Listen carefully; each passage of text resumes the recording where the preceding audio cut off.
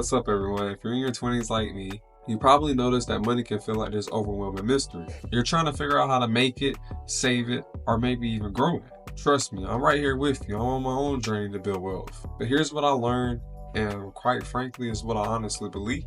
Your 20s is the most important time to set a foundation for your financial freedom. And the good news, you don't gotta be rich to get started. Today, I'm sharing actionable steps that we can all take to build wealth, no matter where you're starting from. Let's get into it. The first step in building wealth is understanding your starting point. And when I say understanding your starting point, I mean what's coming in and what's going out. I used to avoid looking at my bank account because it was easier to pretend everything was fine. But once I started tracking my money and realizing where my money was going, it became easier for me to save, invest, because I had more control over my money. It doesn't have to be complicated. Apps like Dave Ramsey's Every Dollar app can help you see exactly what you're working with so you have a plan. Budgeting doesn't mean you can't have fun. I use something called the 75-15-10 rule. 75% of your earnings for spending, like your rent, groceries, and bills. 15% goes into investing in your future, like your 401k, your Roth IRA, or even your own personal brokerage account. 10% is for fun, because having fun is still important. This is for, eating out, going out with friends, or just, once in a while enjoying yourself. This balance helps you take care of what really matters while still enjoying life. And honestly, when you budget with your goals in mind, it feels empowering,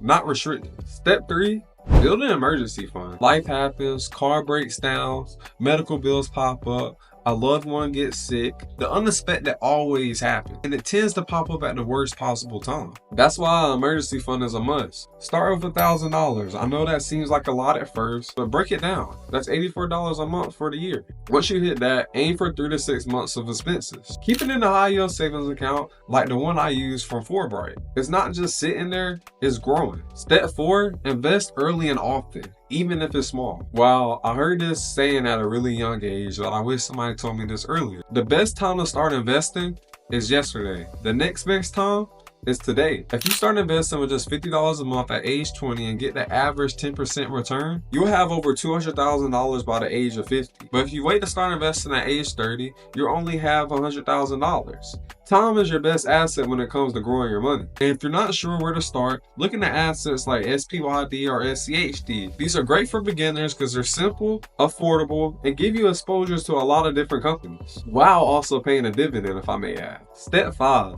avoid lifestyle inflation. You see it everywhere. As your income grows, it's tempting to upgrade your car, your apartment, or your lifestyle. I've been there, thinking I deserve nice things because I started making a little more. I wanted to impress all the people who really didn't matter. I was buying designer clothes, but the truth is, I was stuck in a cycle of lifestyle inflation, which basically keeps you in a cycle of debt, working to pay for your lifestyle. Instead, keep your expenses the same and invest the difference. That's how you turn raises into real wealth instead of just more stuff. Before we talk about growing wealth, we need to talk about something that kills it, and that's credit cards, car loans, and personal loans.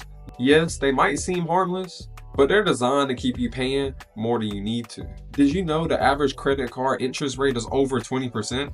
That means if you're carrying a balance, you're giving away money that could be growing in your investments or savings. If you got debt, focus on paying it off as fast as possible. Use the debt snowball method. Start with the smallest debt and focus on paying off the rest. Start with the smallest debt and pay it off first while making minimum payments on the rest. And then what you were putting on the smallest debt, roll that over to the next, and so on. And here's the golden rule: avoid consumer debt. Instead of financing that BMW, save up for a reliable used car. And instead of swiping your credit card for things you can't afford, build an emergency fund and stick to your budget. Debt-free living gives you freedom and a peace of mind that you'll thank yourself for in the future. Step 6, build multiple streams of income. Here's a hard truth: one stream of income isn't enough anymore. Always be thinking about ways you can create extra streams of income, whether it's starting a side hustle, freelancing, or investing in assets that pay you over time, like dividend stocks or real estate. For me, it's about using my skills as an IT tech while exploring other opportunities like content creation. More income means more freedom to save, invest, and just enjoy life. Building wealth in your 20s starts with taking control of your finances, paying off debt, budgeting with purpose, and investing early. It's not about being perfect, it's about being intentional with every dollar you earn. Remember,